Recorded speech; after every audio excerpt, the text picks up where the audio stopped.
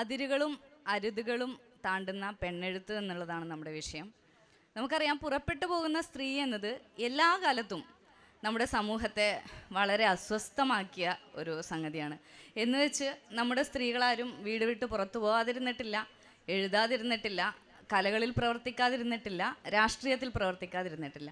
പക്ഷെ അപ്പോഴും അതിൻ്റേതായ എല്ലാ ബുദ്ധിമുട്ടുകളും അവർ അനുഭവിച്ചിട്ടുമുണ്ട്. എന്തായാലും നമുക്ക് നേരെ സെഷനിലേക്ക് കിടക്കാം. നമ്മുടെ കൂടെയുള്ള ആളുകളെ നേരത്തെ പരിചയപ്പെടുത്തി കഴിഞ്ഞു. അപ്പം വളരെയധികം വർഷങ്ങളായിട്ട് അവർ വിദേശത്ത് താമസിക്കുന്നവരാണ്, പ്രവാസികളാണ്, ദേശത്തിൻ്റെ അതിരുകൾ താണ്ടിയവരാണ്. അതിൽ 4 പേരും അതെ, 3 പേര് UAE ആണ്, ഒരാൾ US-ലാണ്.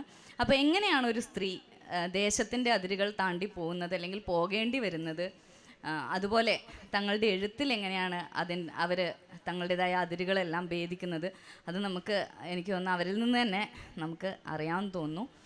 അപ്പം എങ്ങനെയാണ്, അതായത് ഇതിൽ എനിക്ക് തോന്നുന്നത് സോണിയ അടക്കം ഉള്ള ആളുകൾ പ്രവാസ ജീവിതം തുടങ്ങിയ ശേഷം എഴുതി തുടങ്ങിയ ആളാണ്. അപ്പം അങ്ങനെയുള്ള ആളുകളുണ്ട്, സജീവമായി പ്രവാസ ജീവിതത്തിൽ എഴുതുന്ന ആളുകളുണ്ട്, അതിൽ മലയാളത്തിൽ എഴുതുന്നവരും മലയാളത്തെക്കുറിച്ച് എഴുതുന്നവരുണ്ട്. അപ്പം എങ്ങനെയാണ് നിങ്ങളുടെ പ്രവാസ ജീവിതം നിങ്ങളുടെ എഴുത്തിനെ സ്വാധീനിച്ചത്, സഹായകരമായത്? ആരെങ്കിലും തുടങ്ങിയോളൂ. ഷീല ചേച്ചി പറഞ്ഞോ. എല്ലാവർക്കും എൻ്റെ വിനീതമായ നമസ്കാരം. അതിരുകൾ താണ്ടുന്ന പെണ്ണെഴുത്ത്. നമുക്കറിയാം, അതിരുകൾ താണ്ടുന്ന പെണ്ണുങ്ങളെക്കുറിച്ച് നമ്മൾ മലയാള സാഹിത്യത്തിൽ അധികം എഴുതപ്പെട്ടിട്ടുണ്ടോ എന്ന് ചോദിച്ചാൽ അത് എഴുതപ്പെട്ടിട്ടില്ല. നമ്മൾ ആദ്യം നിർമ്മല പോലെ US-ലേക്ക് കടന്നു പോയ നഴ്സുമാരുടെ കഥകൾ കേട്ടു, പിന്നെ ബെന്യാമിൻ്റെ നിശബ്ദ സഞ്ചാരങ്ങൾ കേട്ടു, അതുപോലെയുള്ള കഥകൾ നമ്മൾ കേട്ടു. അതിരുകൾ താണ്ടിപ്പോകുന്ന സ്ത്രീകളെക്കുറിച്ചുള്ള കുറേ പഠനങ്ങളൊക്കെ നടന്നിട്ടുണ്ട്, അക്കാദമിക് തലത്തിൽ നടന്നിട്ടുണ്ട്. പക്ഷേ അതിരുകൾ താണ്ടിപ്പോകുന്ന പെണ്ണുങ്ങളെക്കുറിച്ചുള്ള എഴുത്തുകൾ അധികം ഉണ്ടായിട്ടില്ല. അപ്പോൾ അതിരുകൾ കടന്നു പോയ ഞങ്ങൾ എന്താണ് എഴുതുന്നത് എന്ന ഒരു ചോദ്യം ഇപ്പോൾ ഉയർന്നു വരികയാണ്. അപ്പോൾ എനിക്ക് തോന്നുന്നു, അതിരുകൾ താണ്ടി അരുതുകൾ താണ്ടി ഒരേ സമയത്ത് കടന്നു പോകുന്ന പെണ്ണുങ്ങൾ രേഖപ്പെടുത്തുന്ന ചില ചിത്രങ്ങൾ നമ്മുടെ നാട്ടിലുള്ള, അല്ലെങ്കിൽ അടുക്കളയിൽ നിന്നും അരങ്ങത്തും അതിൽ നിന്ന് വേദികളിലേക്കും ഒക്കെ എത്തുന്ന സ്ത്രീകളുടെ അപ്പുറത്തേക്ക് എന്ത് കാഴ്ചകളാണ് ഞങ്ങൾക്ക് നൽകുവാനുള്ളത് എന്നതിന് അനുസരിച്ചാണ് ഈ സ്ത്രീകളുടെ എഴുത്തുകളെ കാണേണ്ടത് എന്നെനിക്ക് തോന്നുന്നു. ഞാനിപ്പം റിനി പറഞ്ഞതുപോലെ ഞാൻ നേരത്തെ എഴുതി തുടങ്ങിയതാണ്. പ്രവാസത്തിന് മുമ്പും പ്രവാസത്തിലേക്ക് കടന്നു പോകുന്നതിന് മുമ്പും എഴുതി തുടങ്ങിയതാണ്. ഒരു 25 വർഷത്തോളം പ്രവാസിയായിരുന്ന, ഒരു വീട്ടമ്മയായിരുന്ന, ഉദ്യോഗസ്ഥയായിരുന്ന ഒരാളാണ് ഞാൻ. അപ്പം ഇതിനിടയിൽ 2 നോവലുകളും ഒരു ചെറുകഥാസമാഹാരമൊക്കെയാണ് മലയാള ഭാഷയിലേക്ക് കൊണ്ടുവന്നിട്ടുള്ളത്. അപ്പം ചെറുപ്പത്തിലേ എഴുതുന്ന ശീലമുണ്ടായിരുന്നു, അല്ലെങ്കിൽ സ്കൂൾ കാലഘട്ടം മുതൽ എഴുതിക്കൊണ്ടിരുന്നു. പക്ഷേ എഴുത്ത് എന്ന് പറയുന്നത് ഒരു പാഷനായി കണ്ടു തുടങ്ങിയതും, അല്ലെങ്കിൽ എഴുത്തിലേക്ക് സീരിയസ് ആയി കടന്നു വന്നതും പ്രവാസത്തിൽ ചെന്നതിന് ശേഷം മാത്രമാണ്. നമുക്കറിയാം, ഗീതാഞ്ജലി ശ്രീ ടോംബഫ് സാൻഡ് എഴുതിയ ഗീതാഞ്ജലി ശ്രീ പറഞ്ഞിട്ടുണ്ട്, സ്ത്രീകളും അതിരുകളും ഉണ്ടെങ്കിൽ കഥകൾ താനേ ഉണ്ടാകും എന്ന് പറഞ്ഞിട്ടുണ്ട്. ഇപ്പം നമുക്കറിയാം, നമ്മുടെ അമ്മമാരാണ് ഏറ്റവും നല്ല കഥ പറച്ചിലുകാർ. അപ്പോൾ അതിരുകൾ താണ്ടി നമ്മൾ പോയി കഴിയുമ്പോൾ ഈ ചുറ്റുവട്ടത്തിൽ കാണാത്ത ഒരുപാട് കാഴ്ചകൾ, പുതിയ മനുഷ്യർ, പുതിയ ലോകം, പുതിയ സംസ്കാരം എല്ലാം കാണാൻ സാധിക്കുമ്പോൾ തീർച്ചയായിട്ടും അത് നമ്മുടെ എഴുത്തിനെ സ്വാധീനിച്ചിട്ടുണ്ട്. ഇവിടെ ഇരിക്കുന്ന, വേദിയിലിരിക്കുന്ന ഓരോരുത്തരുടെയും എഴുത്തുകളിൽ, അതുപോലെ നമ്മളുടെ എന്താ പറയുക, ഇന്ത്യക്കപ്പുറത്തേക്കുള്ള, അല്ലെങ്കിൽ കേരളത്തിന് അപ്പുറത്തേക്കുള്ള ഒരുപാട് കാഴ്ചകൾ, ഒരുപാട് മനുഷ്യരൊക്കെ കാണാൻ കഴിയും. നമുക്കറിയാം, ഒടുവിലത്തെ ആകാശവും കടന്ന് പക്ഷികൾ എങ്ങോട്ട് പറക്കും എന്ന് ചോദിച്ചത് പലസ്തീനി പോരാട്ടത്തിൻ്റെ കവിയായ മഹമ്മൂദ് ദർവീഷാണ്. അപ്പം ഒടുവിലത്തെ ആകാശവും കടന്നു പോകുന്ന പെണ്ണുങ്ങൾ, ഇപ്പോൾ എൻ്റെ ഒരു നോവലിൽ തന്നെ പറഞ്ഞിട്ടുണ്ട്, സ്വന്തം വീട്ടിൻ്റെ പടി ഇറങ്ങുമ്പോഴേ ഒരുവൾ പ്രവാസിനിയായി കഴിഞ്ഞു എന്ന് പറഞ്ഞിട്ടുണ്ട്. അപ്പോൾ അങ്ങനെ പ്രവാസത്തിലേക്ക് കടന്ന്, വീട്ടിൽ നിന്ന് ഇറക്കുമ്പോഴേ പ്രവാസിനിയാവുന്ന സ്ത്രീകൾ വീണ്ടും പ്രവാസത്തിലേക്ക് കടന്നു വരുമ്പം നമുക്ക് ആദ്യം അനുഭവപ്പെടുന്ന ആകുലത വീടിനെക്കുറിച്ചും നാടിനെക്കുറിച്ചുമുള്ള ആകുലതയാണ്. റൂസോയുടെ വാക്കുകളിൽ പറഞ്ഞാൽ നമ്മളൊരു ഗ്രീഷ്മത്തിൽ അല്ലെങ്കിൽ ശരത്കാലത്തിരിക്കുമ്പോഴാണ് നമ്മൾ വസന്തത്തെക്കുറിച്ച് എഴുതാൻ തോന്നുക, അല്ലെങ്കിൽ നമ്മൾ മതിലുകൾക്കുള്ളിൽ ഇരിക്കുമ്പോഴാണ് നമുക്ക് സ്വാതന്ത്ര്യത്തെക്കുറിച്ച് എഴുതാൻ തോന്നുക. അതുപോലെ എനിക്ക് തോന്നുന്നു എഴുത്ത് എന്ന് പറയുന്ന പ്രക്രിയയിൽ തീർച്ചയായിട്ടും നമ്മുടെ നാട്ടിൽ നിന്ന് അകന്നു പോകുന്നവർ നാടിനെ കൂടുതൽ സൂക്ഷ്മമായി നിരീക്ഷിക്കുകയും നാടിനെക്കുറിച്ച് എഴുതുകയും ചെയ്യുന്നുണ്ട്. അതൊരു കേവലം ഗൃഹാതുരത എന്ന് അതിനെ വിളിക്കാൻ സാധിക്കുകയില്ല. അപ്പോൾ എൻ്റെ ആദ്യത്തെ നോവൽ വല്ലി പിറന്നത് തന്നെ ഈ നാടിൽ നിന്ന് അകന്നു പോയപ്പോൾ എൻ്റെ നാടിനെക്കുറിച്ച്, എന്നെ ഞാനാക്കിയ ആളുകളെക്കുറിച്ച്, നാടിനെക്കുറിച്ചുള്ള എൻ്റെ ചിന്തകളും എൻ്റെ വികാരങ്ങളും എന്നിൽ അലിഞ്ഞു ചേർന്ന നാടാണ് വല്ലിയായിട്ട് രൂപാന്തരപ്പെട്ടത്. അപ്പോൾ എനിക്ക് തോന്നുന്നു 2 തരത്തിൽ പ്രവാസം എഴുത്തിനെ എന്നെ സഹായിച്ചിട്ടുണ്ട്. ഇനി ബാക്കിയുള്ളവർ പറയും. എല്ലാവർക്കും നമസ്കാരം. പെണ്ണെഴുത്ത് അരുതുകൾ താണ്ടുന്ന ഇടങ്ങൾ അല്ലെങ്കിൽ സാഹചര്യങ്ങൾ ഏതൊക്കെ എന്നത് പരിശോധിക്കുമ്പോൾ അതിൽ അതിപ്രധാനമായി ഗണിക്കപ്പെടേണ്ട ഒന്നാണ് അതിരുകൾ, അല്ലെങ്കിൽ നമ്മുടെ ഇന്നത്തെ ചർച്ചാ വിഷയമായ അതിർത്തികൾ എന്നുള്ളത്. കാരണം അതിരുകൾ താണ്ടുമ്പോൾ നാം അറിയാതെ തന്നെ അരുതുകളും താണ്ടുന്നു എന്നുള്ള വലിയ സത്യം പ്രവാസ ജീവിതത്തിലൂടെ തിരിച്ചറിഞ്ഞ ഒരു വ്യക്തി കൂടിയാണ് ഞാൻ. കാരണം ഒരു വായനക്കാരി മാത്രമായിരുന്ന ഞാൻ എഴുത്തിലേക്ക് കടക്കുന്നത് പ്രവാസത്തിലെത്തിയതിന് ശേഷമാണ്. 18 വർഷത്തോളം നീണ്ടു നിൽക്കുന്ന ഈ കാലയളവിലാണ് എൻ്റെ കാഴ്ചകളും എൻ്റെ അനുഭവങ്ങളും ചിന്തകളും ഒക്കെ കഥയും നോവലും ഒക്കെയായി മാറിയത്. അപ്പോൾ പ്രവാസം നൽകുന്ന ഒരു വിവൃതി ഉണ്ടല്ലോ, ഒരു തുറസ്, അതിലൂടെയാണ് ഞാൻ എൻ്റെ കഥാപാത്രങ്ങൾക്ക് ബഹുസ്വരത കണ്ടെത്തിയത്. ആ നാട് നൽകിയ സ്വാതന്ത്ര്യം, സ്വകാര്യത, വൈവിധ്യം, ഇവയൊക്കെ എഴുത്തിന് കൂടുതൽ ശക്തി പകർന്നിട്ടേ ഉള്ളൂ. ഈ സ്വാതന്ത്ര്യം എന്നൊക്കെ പറയുമ്പോൾ ഇവിടെ ഇരിക്കുന്ന നിങ്ങളൊക്കെ ഓർക്കും, ഒരു ജനാധിപത്യ രാജ്യത്ത് ജനിച്ച് ജീവിച്ചു വളർന്ന ഞാൻ ഫെഡറൽ മൊണാർക്കി ഭരണകൂടം ഭരിക്കുന്ന ഒരു രാജ്യത്ത് ചെന്നിട്ട് എങ്ങനെയാണ് സ്വാതന്ത്ര്യം അനുഭവിക്കുന്നതെന്ന്. പക്ഷേ നമ്മുടെ ദൈനംദിന ജീവിതത്തിലെ ദൈനംദിന വ്യവഹാരങ്ങളുണ്ടല്ലോ, അതിലെ ഒരു സ്വാതന്ത്ര്യമുണ്ട്. അത് തീർച്ചയായും നമ്മുടെ വ്യക്തിത്വ വികസനത്തെ വളരെ കാര്യമായി ബാധിക്കുന്ന ഒന്നാണ്. അപ്പോൾ എഴുത്തിന് പ്രാഥമികമായി ആത്യന്തികമായി ഏതൊരാളും അന്വേഷിക്കുന്നത് എന്താണ്? സ്വാതന്ത്ര്യമാണ്. കാരണം സ്വതന്ത്രമായ മനസ്സിൽ നിന്നും ഉടലെടുക്കുന്ന ചിന്തകളെ ഏറ്റവും കലർപ്പില്ലാതെ ആവിഷ്കരിക്കുക എന്നതാവണം എഴുത്തിൻ്റെ ഉന്നമെന്നാണ് ഞാൻ വിശ്വസിക്കുന്നത്. എന്നെ സംബന്ധിച്ചിടത്തോളം എനിക്ക് ആ സ്വാതന്ത്ര്യം ലഭിച്ചത് മറുനാട്ടിലാണ്. നമ്മുടെ നാട്ടിലെ മതസ്പർദ്ധയും അതുപോലെ കപട സദാചാരവും ഒക്കെ വേലിക്കെട്ടുകൾ കാരണം ചുരുങ്ങിപ്പോയ നമ്മുടെ നാട്ടിലെത്തുമ്പോൾ അനുഭവിക്കുന്ന ഒരു ഞെരുക്കമുണ്ടല്ലോ, ആ ഞെരുക്കത്തിൽ നിന്നൊരു രക്ഷപ്പെടൽ കൂടിയാണ് എന്നെ സംബന്ധിച്ചിടത്തോളം എൻ്റെ പ്രവാസം.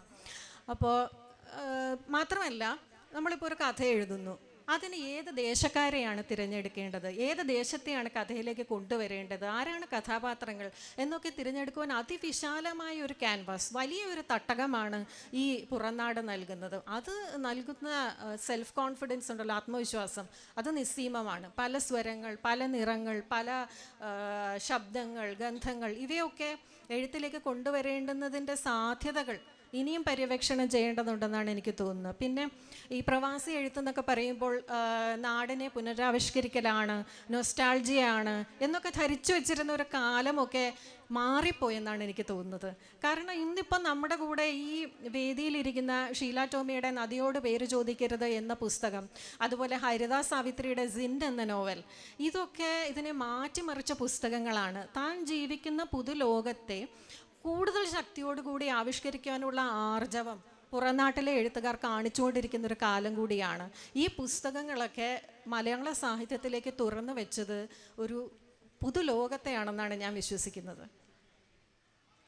ഹണി എന്നോടൊപ്പം UAE-യിലുള്ള എഴുത്തുകാരി തന്നെയാണ്. ഹണിയുടെ അനുഭവങ്ങൾ കേൾക്കാം. എല്ലാവർക്കും നമസ്കാരം. ഞാൻ ആദ്യമായിട്ടാണ് ഒരു ലിറ്ററേച്ചർ ഫെസ്റ്റിവലിൽ പങ്കെടുക്കുന്നത്. അതിൻ്റെ ഒരു സന്തോഷമുണ്ട്. നേരത്തെ സോണിയ പറഞ്ഞ ഞങ്ങൾ രണ്ടുപേരും ഒരേ നാട്ടിൽ നിന്ന് വരുന്ന ആളുകളായതുകൊണ്ട് തന്നെ അതേ അഭിപ്രായമാണ് പ്രവാസം എഴുത്തിനെ എങ്ങനെയാണ് സ്വാധീനിച്ചിട്ടുള്ളത്, അല്ലെങ്കിൽ പ്രവാസം എഴുത്തിന് നൽകിയ സംഭാവന എന്താണ് എന്ന് ചോദിച്ചാൽ പറയാനുള്ളത്. ജനിച്ച നാട് വിട്ടു നിൽക്കുന്ന എല്ലാവരും പ്രവാസികളാണല്ലോ, അങ്ങനെയാണ് വിശ്വസിക്കുന്നത്. അങ്ങനെ നോക്കിക്കഴിഞ്ഞിട്ടുണ്ടെങ്കിൽ ഒരു ഡിഗ്രി കാലം കഴിഞ്ഞതിന് ശേഷം കേരളത്തിന് പുറത്ത് ജീവിക്കുന്ന ഒരാളാണ് ഞാൻ. അക്കാലത്തും നാട്ടിലുള്ള സമയത്തും എഴുത്ത് കൂടെ തന്നെയുണ്ട്. പക്ഷേ ഞാൻ നാട് വിട്ട് ജീവിക്കാൻ തുടങ്ങിയതിന് ശേഷമാണ് എനിക്ക് എഴുത്തിന് ഒരു നല്ല പ്ലാറ്റ്ഫോം കിട്ടി തുടങ്ങിയത് എന്നുള്ളത് ഒരു പരമാർത്ഥമാണ്. പ്രവാസികളായിട്ടുള്ള അവരുടെ എഴുത്തുകളെ അവിടെയുള്ള മനുഷ്യർ കുറേ കൂടെ വിശാലമായിട്ട് സ്വീകരിക്കുന്നുണ്ട് എന്ന് എനിക്ക് പലപ്പോഴും തോന്നിയിട്ടുണ്ട്. അവിടെ ജീവിക്കുന്ന എഴുത്തുകാർക്ക് അവിടുത്തെ സംഘടനകളായാലും മനുഷ്യരായാലും അവരുടെ പുസ്തകങ്ങൾക്ക് കൊടുക്കുന്ന ഒരു പ്രാധാന്യമായാലും കുറേ കൂടുതലാണെന്ന് അനുഭവത്തിൽ നിന്ന് ഞാൻ മനസ്സിലാക്കിയിട്ടുണ്ട്. സോണിയ പറഞ്ഞതുപോലെ ഒരാൾക്ക് എഴുതാൻ ഏറ്റവും അത്യാവശ്യമായിട്ട് വേണ്ടത് സ്വാതന്ത്ര്യമാണല്ലോ. ഞാനൊരു ജനാധിപത്യ രാജ്യത്തല്ല ജീവിക്കുന്നത് എങ്കിൽ പോലും എനിക്ക് നാട്ടിൽ അനുഭവിക്കുന്നതിനേക്കാൾ കൂടുതൽ സ്വാതന്ത്ര്യം എഴുത്തിൽ ഉപയോഗപ്പെടുത്താൻ UAE എന്നെ സഹായിച്ചിട്ടുണ്ട് എന്നുള്ളത് ഒരു വാസ്തവമാണ്.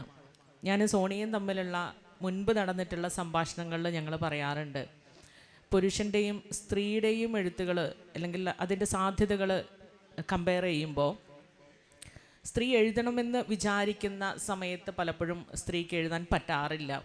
ഒരു പുരുഷൻ ഇപ്പോൾ രാത്രി വീട്ടിൽ ഒരു പ്രശ്നം നടക്കുകയാണെന്ന് വിചാരിക്കുക, അയാൾക്ക് തോന്നുകയാണ് അവിടെ നിന്ന് മാറി നിൽക്കണമെന്ന് തോന്നിക്കഴിഞ്ഞിട്ടുണ്ടെങ്കിൽ ഒരു സഞ്ചി എടുത്ത് ഒരു പുസ്തകവും പേനയും എടുത്ത് അയാൾക്ക് വീട്ടിൽ നിന്ന് ഇറങ്ങി നടന്ന് അയാൾക്കിഷ്ടമുള്ള ഒരിടത്ത് പോയിരുന്ന് ഏറ്റവും ശാന്തമായിരുന്നിട്ട് എഴുതാൻ പറ്റുന്ന ഒരു സാഹചര്യമുണ്ട്. പക്ഷേ അത്തരമൊരു സാഹചര്യം കേരളത്തിലുണ്ടോ എന്ന് ചോദിച്ചിട്ടുണ്ടെങ്കിൽ തുലോം കുറവാണ്. അവിടെയാണ് UAE പോലെയുള്ള ഇടങ്ങളിൽ ഞങ്ങൾ ആ സ്വാതന്ത്ര്യം ശരിക്കും അനുഭവിക്കുന്നുണ്ട്. ഏത് സമയത്ത് പുറത്തിറങ്ങി നടക്കാനും നമ്മൾ വിചാരിക്കുന്ന സമയത്ത് തൻ്റേതായ സ്വാതന്ത്ര്യത്തിലിരുന്ന് എഴുതാനും ആ മണ്ണ് ഇടം തന്നിട്ടുണ്ട് എന്നുള്ളത് തന്നെയാണ്. അത്തരത്തിൽ നോക്കിക്കഴിഞ്ഞിട്ടുണ്ടെങ്കിൽ നാടല്ല പ്രവാസമാണ് എന്നെ കൂടുതൽ സ്വാധീനിച്ചിട്ടുള്ളത്. ഗൃഹാതുരതയും പ്രവാസവും പക്ഷേ എൻ്റെ എഴുത്തിൽ ഒരുപാടൊന്നും കടന്നു വന്നിട്ടില്ല. അല്ലെങ്കിൽ മറ്റാരും ശ്രമിച്ചു നോക്കാത്ത വിഷയങ്ങളെക്കുറിച്ച് കുറച്ചുകൂടെ തുറന്നെഴുതണമെന്ന് തന്നെ ചിന്തിച്ചിട്ടാണ് എഴുത്തിൽ ഞാൻ മുൻപോട്ട് പോവാറുള്ളത്. ഗൃഹാതുരതയെക്കുറിച്ചൊക്കെ എഴുതാൻ ഒരുപാട് ആളുകളുണ്ട്. ജീവിക്കുന്ന മണ്ണിനെക്കുറിച്ച് തീർച്ചയായും നമ്മൾ അടയാളപ്പെടുത്തേണ്ടതുണ്ട്. എങ്കിൽ പോലും ആരും തൊട്ടുപോകാത്ത വിഷയങ്ങളെക്കുറിച്ച് അല്ലെങ്കിൽ ആളുകൾക്ക് എന്തെങ്കിലും രീതിയിലുള്ള പുതുമ നൽകുന്ന വിഷയങ്ങളെക്കുറിച്ച് എഴുതണം എന്നുള്ളത് എഴുത്തിൻ്റെ തുടക്കകാലം മുതൽക്ക് ഞാൻ എൻ്റെ എഴുത്തിൽ മുന്നോട്ട് വെച്ചിട്ടുള്ള ഒരു സ്റ്റാൻഡായതുകൊണ്ട് അത്തരത്തിൽ ഗൃഹാതുരതയെക്കുറിച്ചും പ്രവാസത്തെക്കുറിച്ചും ഞാൻ അധികം എഴുതിയിട്ടില്ല. എങ്കിൽ പോലും മുന്നോട്ടുള്ള എഴുത്തുകളിൽ തീർച്ചയായിട്ടും നമ്മൾ ജീവിച്ചിരിക്കുന്ന ദേശത്തെ അടയാളപ്പെടുത്തേണ്ടതുണ്ട് ഒരു എഴുത്തുകാരൻ അല്ലെങ്കിൽ എഴുത്തുകാരി എന്നുള്ള രീതിയിൽ. സോ മുൻപോട്ടുള്ള എഴുത്തുകളിൽ അത് കാണാൻ സാധിക്കും എന്നുള്ളത് മാത്രമേ പറയാനുള്ളൂ. സന്തോഷം. ജെയിൻ, ഇവർ മൂന്നുപേരും UAE എന്നാണെങ്കിൽ ജെയിൻ കുറേ വർഷങ്ങളായിട്ട് US, കാനഡ ഒക്കെയാണ് ജെയിൻ്റെ ജീവിതം. ജെയിൻ സംസാരം. എല്ലാവർക്കും നമസ്കാരം. ഇവരുടെ പ്രവാസയാത്രകളിൽ നിന്നും കുറച്ച് വ്യത്യസ്തവും ഇന്ന് കുറച്ച് കഠിനവുമാണ് എൻ്റെ പ്രവാസ അനുഭവങ്ങൾ. അത് ദൂരത്തിൻ്റെ കൊണ്ട് മാത്രമല്ല, അമേരിക്കയിൽ ജീവിക്കുന്ന കനേഡിയൻ പൗരയായ ഒരു ഇന്ത്യക്കാരിയാണ് ഞാൻ. അതിന് ഗ്ലോബൽ സിറ്റിസൺ എന്ന് വിളിക്കണോ, ഐഡൻറ്റിറ്റി ക്രൈസിസിൽ കൂടെ പോകുന്ന ഒരാളെന്ന് വിളിക്കണോ എന്നൊന്നും എനിക്കറിയില്ല. പക്ഷേ അതാണ് വാസ്തവം. ഏതാണ്ട് 21 വയസ്സ് കേരളത്തിലെ എൻജിനീയറിംഗ് കഴിഞ്ഞപ്പോൾ തുടങ്ങിയതാണ് കേരളത്തിന് പുറത്തോട്ടുള്ള എൻ്റെ പ്രയാണങ്ങൾ. ചെന്നൈ, അന്നത്തെ ബോംബെ, ഹൈദരാബാദ് എന്നീ ഇടങ്ങളിൽ നിന്ന് നേടിയ പ്രവാസത്തിൻ്റെ കരുത്തുമായിട്ടാണ് ഞാൻ അബുദാബിയിലേക്ക് പോകുന്നത്. അപ്പോൾ ഇവരെ പോലെ ഗൾഫ് നാടിലാണ് ഞാൻ കുടുംബജീവിതം തുടങ്ങുന്നത്. ഏതാണ്ട് 1 വർഷം അവിടെ ഉണ്ടായിരുന്നു. പിന്നെ അവിടുന്ന് പോകുന്നത് കാനഡയിലേക്കാണ്. അത് ഉപരിപഠനം, ജോലി സാധ്യതകൾ ഇങ്ങനെയൊക്കെയുള്ള റീസൺ കൊണ്ടാണ് അങ്ങോട്ട് മൈഗ്രേറ്റ് ചെയ്തത്. അവിടെ ഒരു നീണ്ട 9 വർഷക്കാലം. അപ്പോൾ ഇതിനോട് ചേർത്ത് പറയേണ്ടത് എൻ്റെ എഴുത്തിൻ്റെ വഴിയും കൂടി ആയതുകൊണ്ട് എഴുത്ത് ഇവരൊക്കെ പറഞ്ഞതുപോലെ എൻ്റെയും ജീവിതത്തിൽ എപ്പോഴും ചേർന്ന് ഉണ്ടായിരുന്ന ഒരു കാര്യം തന്നെയാണ്. എഴുത്ത് പ്രധാനമായും കുറച്ചുകൂടി ഒരു പേഴ്സണൽ കാര്യമായിരുന്നു. ഒരു പബ്ലിഷിംഗ് എന്നുള്ളത് വളരെ പിശുക്കി ചെയ്തിരുന്ന ഒരു കാര്യമാണ്. പക്ഷേ പ്രവാസത്തിലേക്ക് കടന്നപ്പോഴാണ് ആ എഴുത്തിനെ കുറച്ചുകൂടി അതിൻ്റെ സാധ്യതകളെ കുറച്ചുകൂടി ഉപയോഗിച്ച് തുടങ്ങിയത്. അപ്പോൾ ഈ കാനഡയിലൊരു നീണ്ട 9 വർഷക്കാലം, അത് കഴിഞ്ഞ് അവിടെയും നിന്നില്ല, പിന്നെ അമേരിക്കയിലേക്ക്. അപ്പോൾ ഞാനിപ്പോൾ താമസിക്കുന്നത് അമേരിക്കയിലാണ്. കഴിഞ്ഞ 16 വർഷമായിട്ട് അമേരിക്കയിലാണ് താമസിക്കുന്നത്. അമേരിക്കയിലെ ടെക്സസിൻ്റെ തലസ്ഥാന നഗരിയായ ഓസ്റ്റിനാണ് എൻ്റെ വാസസ്ഥലം. അപ്പോൾ ഇതിൻ്റെ ഇടയ്ക്ക് ഈ കാനഡയിൽ ചെന്ന സമയത്ത് നമ്മളൊരു പുതിയ ദേശത്ത് ഒരു കുടുംബമായിട്ട് ഒരു കുഞ്ഞുണ്ടായി, ജോലി, ഒരു പുതിയ ഭാഷ, സംസ്കാരം, ജോലിയിലായിട്ടുള്ള സർവൈവൽ, അവിടെ അക്ഷരങ്ങളൊക്കെ ഓടി ഒളിക്കുകയാണ്. ഒരു ആശ്വാസത്തിന്, ഒരു മരുന്നിന് പോലും എഴുത്തിനൊരു ഇടമുണ്ടായിരുന്നില്ല എന്നതാണ് സത്യം. പിന്നെ എഴുത്തിലേക്ക് സജീവമായി വരുന്നത് ബ്ലോഗുകളുടെ കാലഘട്ടത്തിലാണ്. അതായത് ഏതാണ്ട് 2006-2007 ആ കാലഘട്ടത്തിൽ അതൊരു പുതിയ പ്ലാറ്റ്ഫോമായിരുന്നു. അതുവരെ തടഞ്ഞു നിർത്തിയ പ്രവാസത്തിൻ്റെ വിഷമങ്ങളൊക്കെ ഒഴുക്കുവാൻ ഒരിടം. പക്ഷെ ഹണി പറഞ്ഞതിന് കുറച്ച് വ്യത്യസ്തമായിരുന്നു എൻ്റെ തുടക്കം. കാരണം നമ്മൾ ഈ വേറൊരു രാജ്യത്ത്, നാട്ടിൽ നിന്ന് വളരെ അകന്ന് ഇരിക്കുമ്പോൾ ആദ്യം എഴുതിയത് മുഴുവൻ നൊസ്റ്റാൾജിയാണ്. ഗൃഹാതുരത്ത് ഇങ്ങനെ എന്താ പറയുക, ഒരു ഉരുളപ്പൊട്ടൽ പോലെയായിരുന്നു. കാരണം അവിടെ അക്ഷരങ്ങൾ നമ്മളെ ആശ്ലേഷിക്കുകയായിരുന്നു, ആശ്വാസം തരികയായിരുന്നു. പിന്നെ ആണ് പ്രവാസത്തിൻ്റെ അനുഭവങ്ങളിലേക്കും സാധ്യതകളിലേക്കുമൊക്കെ എഴുത്തിനെ കൂട്ടിക്കൊണ്ടുവന്നത്. പക്ഷെ അതൊരു പ്രവാസി എഴുത്തുകാരി കടന്നു പോകേണ്ട ഒരു പ്രക്രിയ തന്നെയാണ് എന്ന് തോന്നുന്നു. കാരണം ഒരു എഴുത്തുകാരിയോട് ഗൃഹാതുരത, പ്രവാസി എഴുത്തുകാരിയോട് പ്രത്യേകിച്ചും, നിങ്ങൾ നാടിനെക്കുറിച്ച് എഴുതരുത് എന്നൊക്കെ പറയുന്നത് ഭയങ്കര അക്രമമാണ്.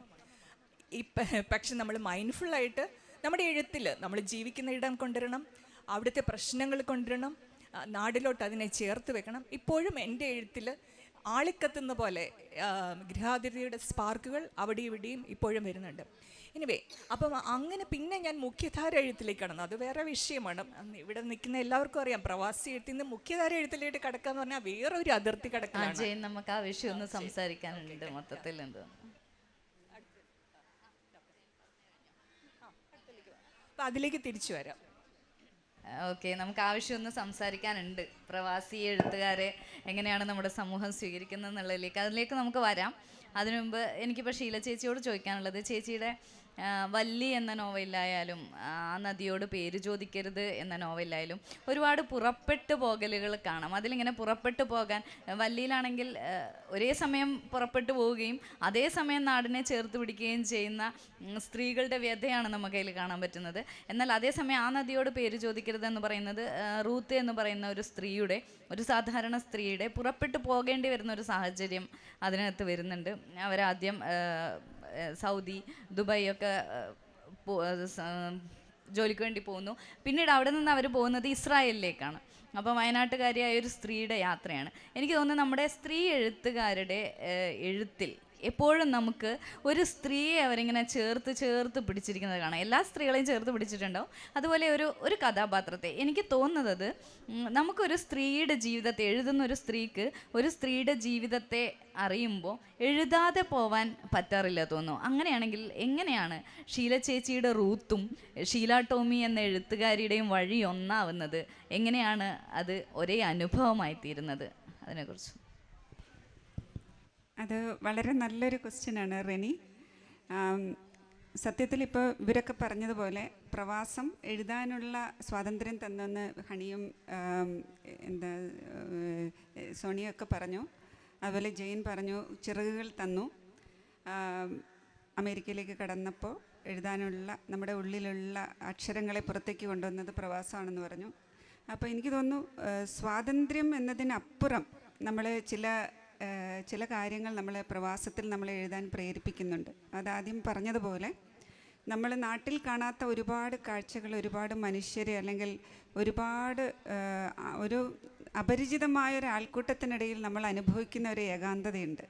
അപ്പം ആ ഏകാന്തത നമ്മളെ എഴുത്തുകാരാക്കി മാറ്റുന്നു എന്നെനിക്ക് തോന്നിയിട്ടുണ്ട്. അവിടെയാണ് ഈ റൂത്തിനെയും അല്ലെങ്കിൽ ആ നദിയോട് പേര് ചോദിക്കരുത് എന്ന നോവലിലെ സാറയെയും ഒക്കെ നമ്മൾ മനസ്സോട് ചേർത്ത് പിടിച്ചു പോകുന്നത്.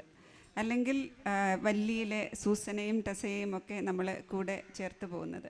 അല്ലെങ്കിൽ ആ നദിയോട് പേര് ചോദിക്കുന്നതിൽ ഹൗസ് മെയ്ഡ്സായിട്ട് UAE വർക്ക് ചെയ്യുന്ന നൂർജഹാൻ പോലെയുള്ള ഒരുപാട് കഥാപാത്രങ്ങളുണ്ട്.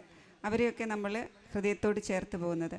സ്ത്രീകളുടെ അനുഭവങ്ങൾ എനിക്ക് തോന്നുന്നു അത് നാട്ടിലായാലും ഇനി നാട് വിട്ട് അപ്പുറത്തേക്ക് പോയാലും സ്ത്രീകളുടെ അനുഭവങ്ങൾക്കൊരു നൈരന്തര്യമുണ്ട്. അല്ലെങ്കിൽ ഒരു സ്ത്രീയുടെ പകർപ്പായിട്ടാണ് മറ്റൊരു ദേശത്തെയും സ്ത്രീയെയും നമ്മൾ പലപ്പോഴും കണ്ടുമുട്ടുന്നത്. അതിൽ എൻ്റെ ഒരു പകർപ്പായിരിക്കാം റൂത്ത്, അല്ലെങ്കിൽ റൂത്തിൻ്റെ പകർപ്പായിരിക്കാം സൂസൻ, അല്ലെങ്കിൽ സൂസൻ്റെ ഒരു പകർപ്പായിരിക്കാം സോണിയ അല്ലെങ്കിൽ ഹണി, അങ്ങനെ മാറുന്നുണ്ട്. അപ്പം ഈ ആ നദിയിൽ തന്നെ പറഞ്ഞു തുടങ്ങാം.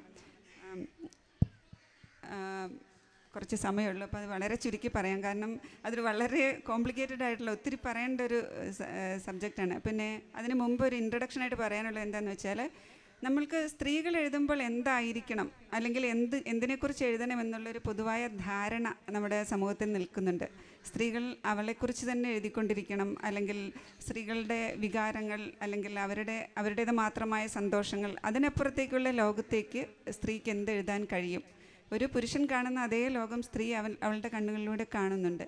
അപ്പോൾ ഒരു 20 വർഷത്തിലധികം പലസ്തീൻകാരുടെയും ലബനൻകാരുടെയും സിറിയക്കാരുടെയും ഒക്കെ ഒപ്പം ജോലി ചെയ്ത് അവരോട് മിണ്ടിപ്പറഞ്ഞ് നടന്ന ഷീല എന്ന് പറയുന്ന ഒരു സ്ത്രീക്ക്, ഒരു പെണ്ണിന് കാണാൻ കഴിയുന്ന ചില കാഴ്ചകളുണ്ട്. അല്ലെങ്കിൽ കാണാൻ കഴിയുന്ന ഒരു സാറയും അല്ലെങ്കിൽ ഒരു പലസ്തീനി യുവതികളും ഒക്കെയുണ്ട്, പലസ്തീനി അമ്മമാരും ഒക്കെയുണ്ട്.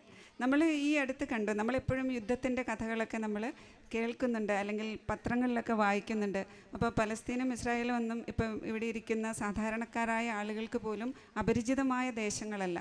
നമ്മളതിപ്പോൾ ഒരു ക്രിക്കറ്റ് സ്കോർ കാണുന്ന പോലെ യുദ്ധത്തെക്കുറിച്ചുള്ള വാർത്തകൾ കണ്ട് നമ്മൾ ഇന്നെത്ര പേര് മിസൈൽ ആക്രമണത്തിൽ കൊല്ലപ്പെട്ടു എന്ന് നിരീക്ഷിക്കുന്ന ഒരു തരത്തിലുള്ള സാധാരണത്വത്തിലേക്ക് നമ്മുടെ ആളുകൾ മറഞ്ഞു പോകുമ്പോൾ, അല്ലെങ്കിൽ അങ്ങനെ നടന്നു പോകുമ്പോൾ, ഇതിനൊക്കെ അപ്പുറം ചില കാര്യങ്ങൾ നമുക്ക് അടയാളപ്പെടുത്താനുണ്ട് എന്ന് നമ്മൾ മനസ്സിലാക്കുന്നത് പ്രവാസത്തിലുള്ള സ്ത്രീകളുമായിട്ടുള്ള ഇടപെടലുകളിലൂടെയാണ്. അല്ലെങ്കിൽ ഈ ദുരിതം അനുഭവിക്കുന്ന ദേശങ്ങളിൽ നിന്ന് വന്ന മനുഷ്യരോടുള്ള ഇടപെടലിലൂടെ തന്നെയാണ് ഞാൻ ഇത്രയും കാലം പ്രവാസ ജീവിതം നയിച്ചിരുന്നില്ലെങ്കിൽ ആ നദിയോട് പേര് ചോദിക്കരുത് എന്നൊരു നോവൽ പിറക്കുകയില്ലായിരുന്നു. അപ്പം അത് ഒട്ടും നിഷ്പക്ഷമായ ഒരു രചനയല്ല. സ്ത്രീകൾ എഴുതുമ്പോൾ ചിലർ പറയുന്നത് അങ്ങനെ, നിങ്ങൾ നിഷ്പക്ഷമായി നിൽക്കുകയുള്ളൂ, നിങ്ങൾക്ക് തീവ്രമായിട്ട് എഴുതാൻ സാധിക്കില്ല എന്നൊക്കെയുള്ള പല സംഭവങ്ങൾ ഇവിടെ ഇരിക്കുന്ന എഴുത്തുകാരികൾക്ക് തന്നെ കേൾക്കേണ്ടി വന്നിട്ടുണ്ട്. ഒരു പ്രത്യേക പക്ഷത്ത് നിന്നുകൊണ്ട്, വേദനിക്കുന്നവൻ്റെ പക്ഷത്ത് നിന്നുകൊണ്ട്, അല്ലെങ്കിൽ പലായനം ചെയ്യുന്നവൻ്റെ പക്ഷത്ത് നിന്നുകൊണ്ട്, തുരത്തി ഓടിക്കപ്പെടുന്നവൻ്റെ പക്ഷത്ത് നിന്നുകൊണ്ട് ഒരു സ്ത്രീക്കും ശക്തമായി എഴുതാൻ കഴിയും, അല്ലെങ്കിൽ കഴിയണം എന്നുള്ള ആഗ്രഹത്തിൽ നിന്നാണ് ആ നദിയോട് പേര് ചോദിക്കരുത് എന്നുള്ള നോവൽ പിറക്കുന്നത്. അത് നേരത്തെ റിനി പറഞ്ഞതുപോലെ സൗദിയിലും UAE-യിലുമൊക്കെ എത്തുന്ന കഥാപാത്രം ഒടുവിൽ ഇസ്രായേലിൽ എത്തിച്ചേരുമ്പോൾ അവിടെ റൂത്തിൻ്റെ ദുഃഖങ്ങൾ, റൂത്ത് എന്ന നേഴ്സിൻ്റെ ദുഃഖങ്ങൾ ഒന്നുമല്ലാതായി മാറുകയാണ്. നമ്മൾ പുറം ലോകത്തേക്ക് ചെല്ലുമ്പോൾ നമുക്ക് കിട്ടുന്ന ഒരു തുറവി അതാണ്. നമ്മളിവിടെ ഇരിക്കുമ്പോൾ, അല്ലെങ്കിൽ നമ്മുടേതായ ദുഃഖങ്ങളുടെ ഉള്ളിൽ കുടുങ്ങിക്കിടക്കുമ്പോൾ, നമ്മുടെ ദുഃഖങ്ങൾ ഹിമാലയം പോലെ ഏറ്റവും വലുതാണ് എന്ന് നമ്മൾ ചിന്തിക്കുന്നു. പുറത്തെ മനുഷ്യരുടെ, പുറത്തെ സ്ത്രീകളുടെ ദുഃഖങ്ങളിലേക്ക് നമ്മൾ കടന്നു ചെല്ലുമ്പോൾ ഇതൊന്നുമല്ല എന്നൊരു തിരിച്ചറിവിലേക്ക് നമ്മൾ എത്തിച്ചേരുകയാണ്. അപ്പോഴാണ് ഷീല റൂത്തായി മാറുന്നതും റൂത്ത് സാറയായി മാറുന്നതൊക്കെ അപ്പോഴാണ്. നമ്മളിപ്പോൾ കണ്ടു, കാലിൽ പേരെഴുതിക്കുന്ന കുഞ്ഞിക്കാലുകളിൽ പേരെഴുതിക്കുന്ന അമ്മമാരെ നമ്മൾ കണ്ടു. അതുപോലെ എന്താ പറയുക, ഇവൻ എൻ്റെ മകനാണ് എന്ന് കരഞ്ഞുകൊണ്ട് ഓരോ പലസ്തീനി യുവാവിൻ്റെയും പിന്നാലെ പായുന്ന 1000 അമ്മമാരെ നമ്മൾ കണ്ടു. അതുപോലെ എല്ലാം ഉറ്റവരും ഉടയവരെയും എല്ലാം നഷ്ടപ്പെട്ട മനുഷ്യർ, ഓക്സിജൻ കിട്ടാതെ മരിക്കുന്ന ആളുകൾക്ക് കാവലിരിക്കുന്ന, ഇടിഞ്ഞു തകർന്ന ആശുപത്രി കെട്ടിടങ്ങളിൽ കാവലിരിക്കുന്ന നഴ്സുമാരെ നമ്മൾ കണ്ടു. അത് നമ്മുടെ നാട്ടിൽ നിന്നും പോയ നഴ്സുമാരും ആ കൂട്ടത്തിലുണ്ട്. അപ്പോൾ ഇത്തരത്തിലുള്ള ആളുകളുമായിട്ട്, അല്ലെങ്കിൽ അവരുമായിട്ട് നമ്മളെ തന്നെ എന്താ പറയുക, ഐക്യപ്പെടുത്തുമ്പോൾ ആണ് ഇങ്ങനെയുള്ള സാഹിത്യ സൃഷ്ടികൾ പിറക്കുന്നത് എന്നാണ് എനിക്ക് തോന്നുന്നത്. അപ്പോൾ അത് ശരിക്കും ഏത് സാഹിത്യ സൃഷ്ടിയും പുറം ലോകത്തേക്ക് നമ്മൾ ഒന്നായി ചേരുമ്പോൾ, അല്ലെങ്കിൽ നമ്മുടെ എമ്പതിയാണ് അങ്ങനെയുള്ള സൃഷ്ടിയായിട്ട് പിറക്കുന്നത്. അതേ സമയത്ത് സോണിയുടെ സോണിയയുടെ പുസ്തകം നമ്മൾ എടുത്തു നോക്കുകയാണെങ്കിൽ അതിൻ്റെ പേര് തന്നെ പെൺകുട്ടികളുടെ വീട് എന്നാണ്. അത് പക്ഷെ നമ്മൾ വിചാരിക്കുന്നത് പോലെ മലയാളികളായ ആളുകളുടെ കഥയല്ല.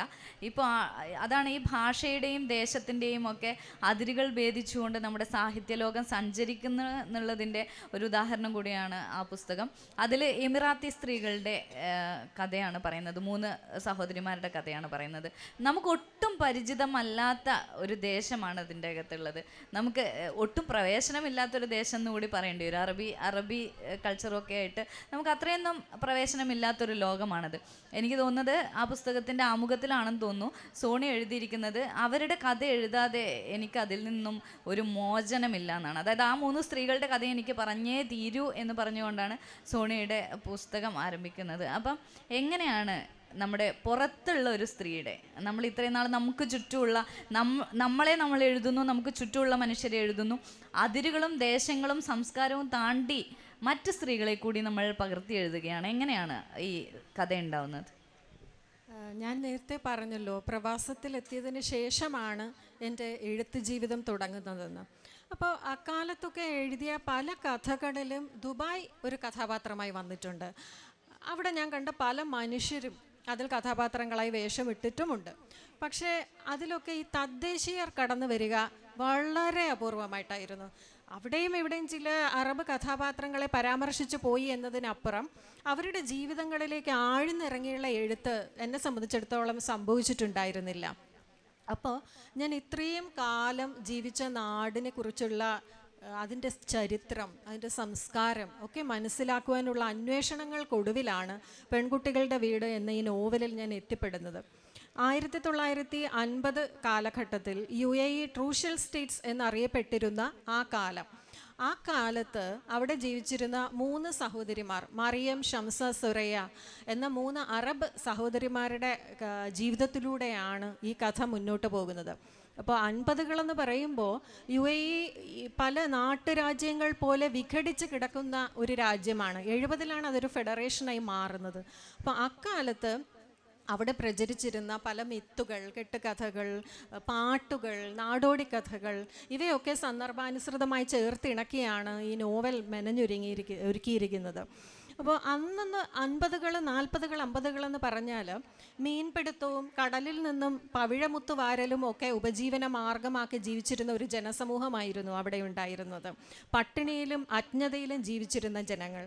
അപ്പോൾ ആ കാലഘട്ടത്തിൽ നിന്ന് വളരെ വേഗത്തിൽ ഇന്ന് നാം കാണുന്ന ദുബായിയുടെ ഒരു പളവളപ്പുണ്ടല്ലോ, ആ ഒരു പളവളപ്പിലേക്ക് എത്തിയത് എങ്ങനെ? ഗൾഫിൻ്റെ വെനീസ് എന്നറിയപ്പെടുന്ന ഒരു വാണിജ്യ കേന്ദ്രമായി ദുബായ് മാറിയത് എങ്ങനെ എന്നുള്ള വല്ലാത്ത കൗതുകം എന്നെ അവിടുത്തെ പല ലൈബ്രറികളിലും എത്തിച്ചു. പല തീസിസുകളും പരിശോധിച്ചു. UAE ഉടനീളം യാത്ര ചെയ്തു. അവിടെയുള്ള പഴയ മനുഷ്യരുമായി സംസാരിച്ചു. അപ്പോൾ ആ യാത്രക്കിടയിലാണ് ഞാൻ അവിടെ ക്രീക്കിനടുത്തുള്ള ഗോൾഡ് സൂക്കിൽ എത്തിപ്പെടുന്നത്. ഈ ഗോൾഡ് സൂക്കിൽ ഒരു വിമൻസ് മ്യൂസിയം കാണുകയുണ്ടായി. ഇപ്പോൾ വിമൻസ് മ്യൂസിയം എന്ന് പറഞ്ഞാൽ അതൊരു വീടാണ്. ഈ 40-50കളിൽ ഈ 3 സ്ത്രീകൾ, ഈ 3 സഹോദരിമാർ താമസിച്ചിരുന്ന വീടാണ് കാലക്രമേണ ഒരു മ്യൂസിയമാക്കി മാറ്റിയിരിക്കുന്നത്. ബെയ്ത്തൽ ബനാത്ത് അഥവാ ഹൗസ് ഓഫ് ഗേൾസ് എന്ന പെൺകുട്ടികളുടെ വീട് എന്നാണ് ആ മ്യൂസിയത്തിൻ്റെ പേര്.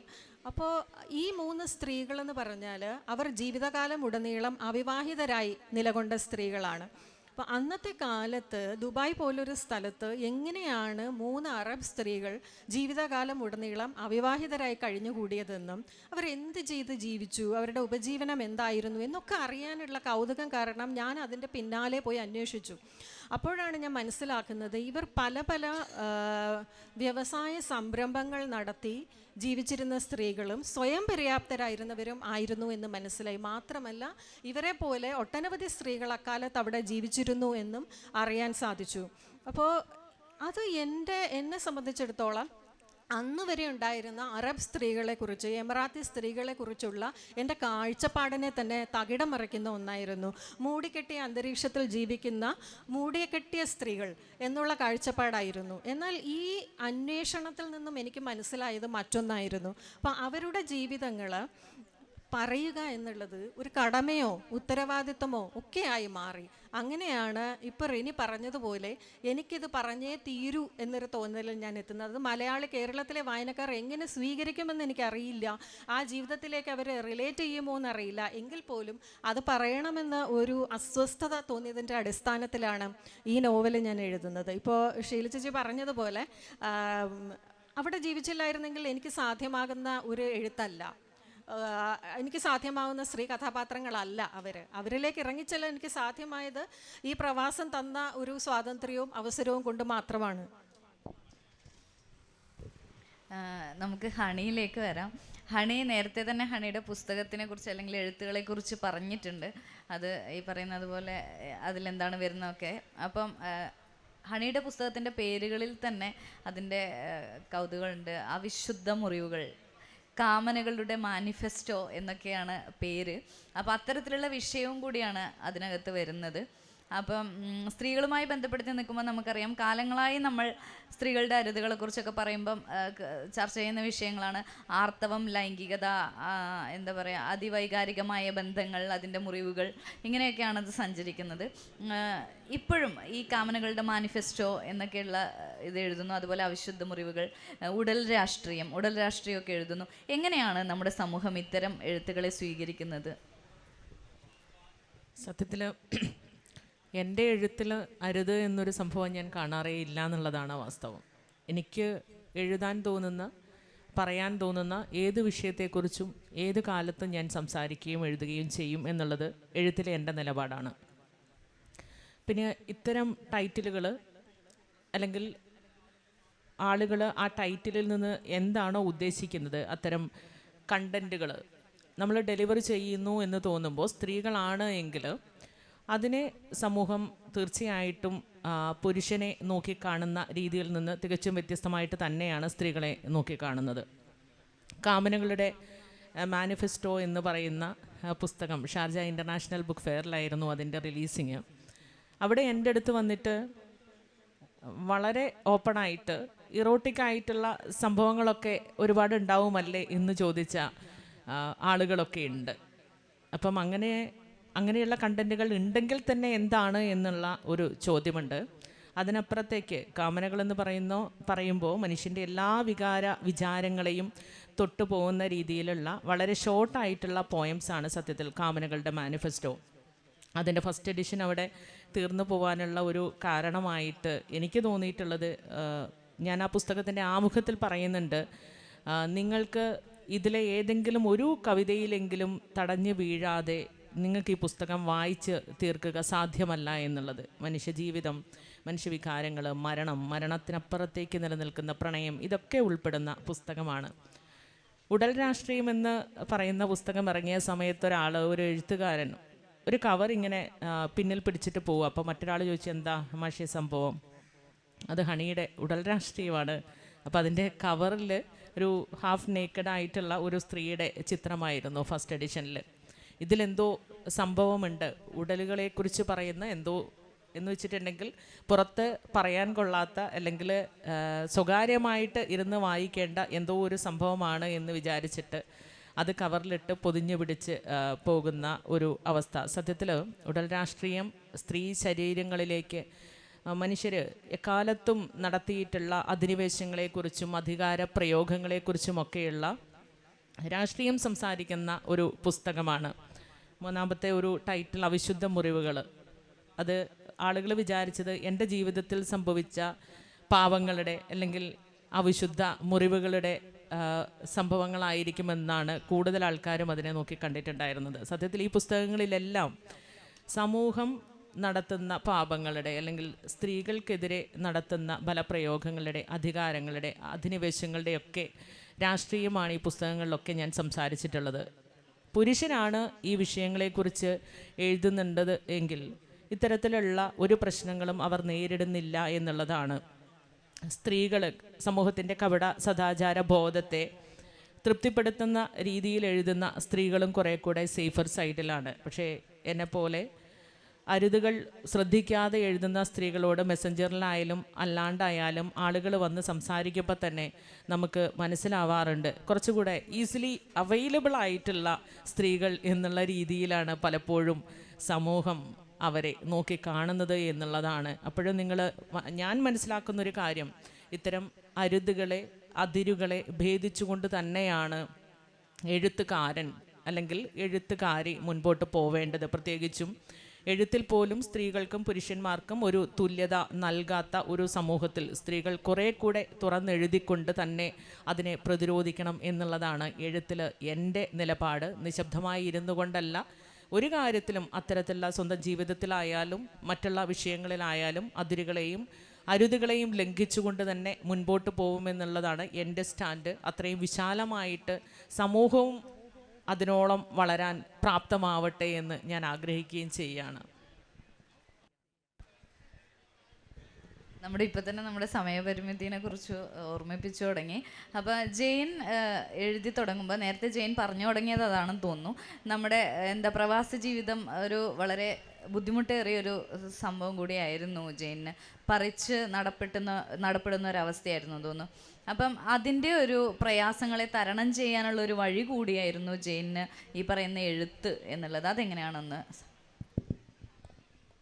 നമുക്ക് എല്ലാവർക്കും അറിയാവുന്നതുപോലെ കുടിയേറ്റം ലാഭനഷ്ടങ്ങളുടെ ആകെത്തുകയാണ്. ഓരോ കടലും ഓരോ അതിർത്തിയും കടക്കുമ്പോഴും നമ്മൾ ഒന്നിനെ നഷ്ടപ്പെടുത്തിക്കൊണ്ടാണ് വേറൊന്ന് നേടുന്നത്. നമ്മൾ ഇവിടെ ഇരുന്ന് കാണുന്ന ഇൻസ്റ്റഗ്രാം റീൽസിലെ വർണ്ണശബളിമയ്ക്കും അപ്പുറം യാഥാർത്ഥ്യം മഞ്ഞ് പോലെ തണുത്തുറഞ്ഞ് കിടക്കുന്നുണ്ട്. ഒരു സൂര്യരശ്മിക്ക് പോലും ആ മഞ്ഞുറപ്പിനെ അത്ര വേഗം അലിയിക്കുവാൻ സാധിക്കുകയില്ല. അപ്പം നമ്മൾ പ്രവാസത്തിലേക്ക് അതിർത്തികൾ കടക്കുമ്പോഴാണ് നമ്മൾ ഓരോരുത്തരും എത്ര ശക്തരാണ് എന്ന് തിരിച്ചറിയുന്നത്. അതായത് നമ്മുടെ കംഫർട്ട് സോണിന് പുറത്ത് കടക്കുമ്പോഴാണ് മനുഷ്യർ, അതായത് human beings are the most adaptable creatures എന്ന് പറയും. ആ താതാത്മ്യം പ്രാപിക്കാനുള്ള കഴിവ് നമ്മളെ പൂർണ്ണമായും പുറത്തെടുക്കുന്നത് കേരളത്തിലിരിക്കുമ്പോഴല്ല, നമ്മൾ അതിനുള്ള ആ ഫൈറ്റിൽ കൂടി കടന്നു പോകുമ്പോഴാണ്. അപ്പം ഈ ഗൾഫിലെ പ്രവാസവും അമേരിക്കൻ പ്രവാസവും തമ്മിൽ കുറച്ച് വ്യത്യാസമുണ്ട്. അതായത് അമേരിക്കൻ പ്രവാസത്തിൽ രണ്ട് കാലഘട്ടമായിട്ട് തിരിക്കാം. അതായത് 60കളിലും 70കളിലും അമേരിക്കയിൽ എത്തിയത് മെഡിക്കൽ ഫീൽഡിലുള്ള ആൾക്കാരാണ്, അതായത് നേഴ്സുമാരും ഡോക്ടേഴ്സും. അവർ നാട്ടിൽ നിന്ന് മെച്ചപ്പെട്ട ജീവിത സാഹചര്യങ്ങൾ തേടിയാണ് അവിടെ പോയത്. അവർക്ക് പക്ഷേ നിങ്ങൾ ശ്രദ്ധിച്ച് കേൾക്കണം, വിസ എന്ന് പറയുന്നത് ഒരു പ്രശ്നമായിരുന്നില്ല. പലരും ഗ്രീൻ കാർഡിലാണ് അവിടെ എത്തുന്നത്. അവർക്ക് വേണ്ടത് പൈസ ഉണ്ടാക്കുക, നാട്ടിലുള്ള തൻ്റെ ബന്ധുമിത്രങ്ങളെ ഏറ്റവും അധികം സഹായിക്കുക, എത്രയധികം പറ്റുന്ന സഹോദരങ്ങളെയൊക്കെ അമേരിക്കയിൽ എത്തിക്കുക എന്നുള്ളതൊക്കെയാണ്. എന്നാൽ അതിന് ശേഷം വന്ന് 90കളുടെ അവസാനവും 2000ൻ്റെ തുടക്കവും ഇപ്പോഴും തുടരുന്ന ഞാൻ ഉൾപ്പെടെയുള്ള ഹൈടെക് പ്രവാസികളുണ്ട്. അവരുടെ പ്രശ്നങ്ങൾ ഇവരിൽ നിന്നും വളരെ വ്യത്യാസമാണ്. അവർക്ക് പണമല്ല പ്രശ്നം. ഇന്നത്തെ തലമുറയ്ക്ക് പണമുണ്ടാക്കി നാട്ടിൽ കൊടുക്കേണ്ട വലിയ ആവശ്യമില്ല.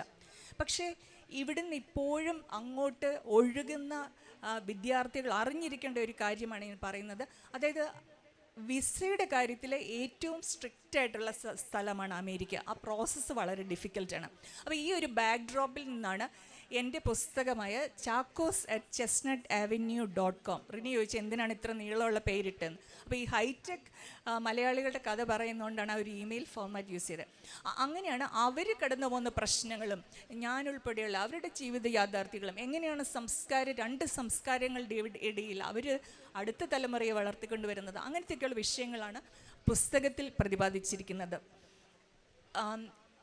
എനിക്ക് മുമ്പേ പോയ പ്രവാസികൾ ഉപ്പിട്ട് മഞ്ഞു മാറ്റി സഞ്ചാരയോഗ്യമായ പാതയിൽ കൂടിയാണ് ഞാൻ സഞ്ചരിച്ചത്. അതുപോലെ പ്രവാസത്തിൽ കൂടി ഞാൻ നേടിയ അറിവുകൾ വരും തലമുറയ്ക്കും പ്രദാനം ചെയ്യുക എന്ന ഉദ്ദേശമാണ് എൻ്റെ എഴുത്തിൽ പ്രധാനമായും. പ്രത്യേകിച്ചും ഞാനിപ്പോൾ അമേരിക്കൻ അടരുകൾ എന്നൊരു കോളം വാരാന്ത്യ പതിപ്പിൽ ചെയ്യുന്നുണ്ട്. അത് അമേരിക്കൻ ജീവിതത്തിൻ്റെ നാനാവശങ്ങൾ, അതിൽ അറിവുകളുണ്ട്, ജീവിതമുണ്ട്, വേദനകളുണ്ട്. ഇതെല്ലാം വരും തലമുറയ്ക്ക്, അതായത് ഒരു ഗൂഗിൾ ചെയ്താൽ നിങ്ങൾക്ക് കണ്ടെത്താൻ സാധിക്കാത്ത കുറേ അറിവുകൾ പകർന്നു കൊടുക്കാൻ പറ്റണം എന്നുള്ള ഉദ്ദേശത്തിലാണ് ഞാനത് എഴുതുന്നത്.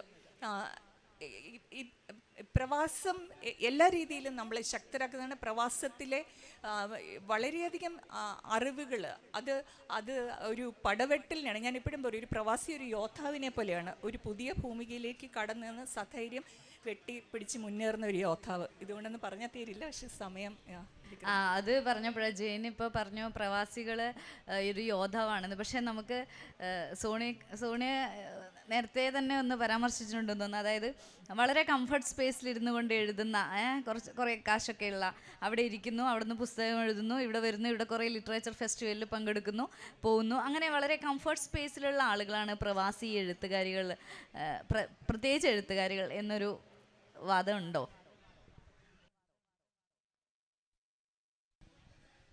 ഈ കംഫർട്ട് സോണിനെ കുറിച്ച് പറയുമ്പോഴേ ഒരു ഉദാഹരണം വെച്ച് ഞാൻ പറയാം. ഞാനിപ്പോൾ ഈയിടെ ട്രാൻസ്ലേറ്റ് ചെയ്തൊരു പുസ്തകമുണ്ട്, തുർക്കിഷ് എഴുത്തുകാരിയായ എലിഫ് ഷഫാക്കിൻ്റെ ഐലൻഡ് ഓഫ് മിസ്സിംഗ് ട്രീസ് എന്ന പുസ്തകം. അപ്പോൾ ഈ പുസ്തകത്തിൽ കഥ പറയുന്നത് ഒരു അത്തിമരമാണ്. സൈപ്രസ് എന്ന രാജ്യത്ത് നിലകൊള്ളുന്ന ഒരു അത്തിമരം. ഈ സൈപ്രസ് എന്ന രാജ്യം തന്നെ 2 വിഭാഗത്തിലെ മനുഷ്യർ, ക്രിസ്ത്യാനികളും മുസ്ലിങ്ങളും കലഹിച്ച് 2 വിഭാഗമായി ജീവിക്കുന്ന ഒരു രാജ്യമാണ്. അപ്പോൾ ഇതിലെ പ്രധാന കഥാപാത്രമായ നിക്കോസ് കസാൻസാക്കിസ് ഈ അത്തിമരത്തിൻ്റെ ഒരു കമ്പ് കൊണ്ടുവന്ന് അയാളുടെ കുടിയേറ്റത്തിനൊപ്പം ലണ്ടനിൽ കൊണ്ടുവന്ന് നടന്നു. അപ്പോൾ ഈ മരത്തെ തന്നെ ഇമിഗ്രൻ്റ് ട്രീ എന്നാണ് എലിഫ് ഷഫാക്ക് വിവരിച്ചിരിക്കുന്നത്. ഒരു ഇടത്ത് ജനിച്ച് മറ്റൊരിടത്തേക്ക് പറിച്ചു നടുന്ന ഒരു മനുഷ്യ ജീവിതം പോലെ തന്നെയാണ് ഈ മരത്തിൻ്റെ വികാരങ്ങളെയും എലിഫ് ഷഫാക്ക് ഇതിൽ വർണ്ണിക്കുന്നത്. അപ്പോൾ ലണ്ടൻ പോലെയുള്ള മഞ്ഞുവീഴ്ചയുള്ള ഒരു രാജ്യത്ത് ഇങ്ങനെയുള്ളൊരു മരം കൊണ്ട് നടുമ്പോൾ അതിനെ പരിപാലിക്കുന്നതിന് ചില പ്രത്യേക രീതികളൊക്കെ ഉണ്ട്. അതായത് ശൈത്യകാലം അടുക്കുമ്പോൾ ഈ മരത്തിൻ്റെ ഇലകളെല്ലാം കോതി നിർത്തും. ശേഷം ഇതിൻ്റെ ബ്രാഞ്ചസ് എല്ലാം കെട്ടി വരിഞ്ഞിട്ട് ഇതിൻ്റെ അടുത്ത് ഈ മരത്തിൻ്റെ അത്രയും ഉയരത്തിൽ തന്നെ നീളത്തിലൊരു കുഴിയെടുക്കും, ഒരു ട്രെഞ്ച് എടുക്കും. എന്നിട്ട് ഈ മരത്തിന് അതിലേക്ക് മറച്ചിടും. അപ്പോൾ മഞ്ഞുകാലം ഉടനീളം ഈ മരം ഈ കുഴിക്കുള്ളിലാണ്. എന്നിട്ട് അതിനെ ജൈവവസ്തുക്കളും ഇലയും ടാർപോളിനും ഒക്കെ കൊണ്ട് കവർ ചെയ്ത് വെക്കും. മഞ്ഞിൽ നിന്നും രക്ഷിക്കുവാനാണ് അത് ചെയ്യുന്നത്. വസന്തകാലം അടുക്കുമ്പോൾ എന്ത് ചെയ്യും? ഈ മരത്തെ വീണ്ടും ഈ കുഴിയിൽ നിന്ന് ഉയർത്തെഴുന്നേൽപ്പിച്ച് നിർത്തും. അപ്പോൾ ആ ഒരു ബെറിയൽ അൺബെറിയൽ പ്രക്രിയ ഉണ്ടല്ലോ, അതിൻ്റെ ഇടയിൽ ഇതിൻ്റെ കുറേ വേരുകളൊക്കെ പൊട്ടിപ്പോയെന്ന് വരും. പക്ഷേ വസന്തകാലം അടുക്കുമ്പോൾ ഇത് വീണ്ടും പൂക്കാനും തളിർക്കാനും ഒക്കെ തുടങ്ങും. അപ്പം ഈ ഇമിഗ്രൻ്റ് ട്രീ പോലെ തന്നെയാണ് ഒരു പ്രവാസിയുടെ ജീവിതവും. താൻ എത്തിപ്പെടുന്ന പുതു സാഹചര്യങ്ങളോട് പൊരുത്തപ്പെടുവാൻ ഏതാനും ചില വേരുകളൊക്കെ അതിൻ്റെ ഇടയിൽ പൊട്ടിപ്പോയെന്ന് വരും. എങ്കിൽ പോലും ഏതൊരു പ്രകൃതി പ്രതിഭാസത്തെയും പോലെ അതിസ്വാഭാവികമായി വീണ്ടും പുതിയ വേരുകൾ വരികയും ജീവിതം പച്ചപിടിക്കുകയും ചെയ്യും. അപ്പോൾ തന്നിൽ നിന്നും മുളപൊട്ടിയ മറ്റൊരു ഭാഗം പുതുജീവൻ ആർജിക്കുകയാണ്. അതെപ്പോഴും മനുഷ്യനെ നവീകരിക്കുകയാണ് ചെയ്യുന്നത്. വീട്ടിൽ നിന്നും അകന്നു നിൽക്കുന്ന ഏതൊരു മനുഷ്യനും മാനസികമായി വികാസം പ്രാപിക്കുകയാണ് ചെയ്യുന്നത്. അതായത് നിങ്ങളുടെ കംഫർട്ട് സോണിൽ നിന്നും നിങ്ങൾ അകന്നു മാറി ജീവിക്കുന്നു. താൻ പരിചയിച്ച ശീലങ്ങൾ, സുഹൃത്തുക്കൾ, മറ്റു ബന്ധങ്ങൾ, ഇതിൽ നിന്നെല്ലാം പരിചയിച്ച ഭക്ഷണം, ഇതിൽ നിന്നെല്ലാം മാറി നിൽക്കുമ്പോൾ നമ്മൾ കൂടുതൽ വിശാലമായ ലോകത്തേക്ക്, കൂടുതൽ വിഭിന്നമായ സംസ്കാരങ്ങളിലേക്ക് മാറി താമസിക്കുമ്പോൾ മാനസികവും ബൗദ്ധികവുമായ വളർച്ചയാണ് മനുഷ്യന് സംഭവിക്കുന്നത്. സത്യം പറഞ്ഞാൽ ഈ ലോകത്തെ നമുക്ക് മുന്നിലേക്ക് കുടഞ്ഞങ്ങോട്ട് നിവർത്തിയിടുക എന്നുള്ള ഒരു പരിണാമ പ്രക്രിയ, അതാണ് പ്രവാസത്തിൻ്റെ കർമ്മം എന്ന് തോന്നുന്നു. അപ്പോൾ അത് കംഫർട്ട് സോൺ അല്ല. തുടക്കത്തിൽ കംഫർട്ട് സോണിലേക്ക് ഒരുപക്ഷെ എത്തിപ്പെടുന്നുണ്ടാവാം, പക്ഷെ അതിലൂടെ കടന്നു പോകുന്നതിൻ്റെ അതിജീവനം അതിഭീകരമാണ് എന്നതാണ് സത്യം. നമ്മുടെ സമയം വളരെ പരിമിതമാണ്. അതുകൊണ്ട് എനിക്ക് വേറൊരു കാര്യം നിങ്ങളോട് ചോദിക്കാനുള്ളത്, നമ്മളിപ്പോൾ സ്ത്രീകളുമായി ബന്ധപ്പെട്ടൊരു വിഷയമാണ് ഇവിടെ സംസാരിക്കുന്നത്. അതിൽ അതിരുകളും അരുതുകളും, അത് ദേശത്തിൻ്റെ അതിരുകൾ ഭേദിച്ചു കഴിഞ്ഞാൽ 4 സ്ത്രീകളും, അരുതുകൾ സ്ത്രീകളുടെ എഴുത്തിൽ, എനിക്ക് തോന്നുന്നു സ്ത്രീകളുടെ എഴുത്തിൽ അരുതുകൾ ഒരു ഭേദിക്കുക എന്ന് പറയുന്ന ഒരു പുതിയ സംഭവമല്ല സത്യത്തിൽ. അത് ഇപ്പം മാധവിക്കുട്ടിയാണെങ്കിൽ എഴുതിയിട്ടുണ്ട്. നമ്മുടെ സാറാ ജോസഫിൻ്റെ പാപത്തറയെക്കുറിച്ച് പറയുമ്പോഴൊക്കെയാണ് ഈ പെണ്ണെഴുത്ത് എന്ന വാക്കുകളൊക്കെ വരുന്നത്. അങ്ങനെ കുറേ സംഭവങ്ങളുണ്ട്. ഞാൻ ചോദിക്കാൻ വന്ന ചോദ്യം അതല്ല. നമ്മൾ സ്ത്രീകളുമായിട്ട് ബന്ധപ്പെട്ട വിഷയങ്ങൾ സംസാരിക്കുമ്പോൾ അത് 4 സ്ത്രീകളെ വിളിച്ചിരുത്തി സംസാരിക്കുന്നു. അതുപോലെ സ്ത്രീകളെ കൂടുതലും വിളിക്കുന്നത് സ്ത്രീകളുമായി ബന്ധപ്പെട്ട വിഷയങ്ങൾ സംസാരിക്കാനാണ്. അങ്ങനെ മുഖ്യധാരയിൽ നിന്നും സ്ത്രീകൾ ജനറലായിട്ടുള്ള കാര്യങ്ങളെല്ലാം പുരുഷന്മാർ സംസാരിക്കും. അങ്ങനെയുള്ള വിഷയങ്ങൾ പുരുഷന്മാർ എഴുതുന്നു. അത് ഞാൻ പറയുന്ന എഴുത്തിൻ്റെ കാര്യത്തിൽ മാത്രമല്ല, സാഹിത്യം, സിനിമ, തിയേറ്റർ എല്ലാത്തിലും ഇത് കാണാം. അപ്പം അങ്ങനെ ഒരു സംഭവം ഇവിടെ ഉണ്ടോ? സ്ത്രീകളുടെ വിഷയങ്ങൾ മാത്രം സംസാരിക്കുന്ന ഒരവസ്ഥ?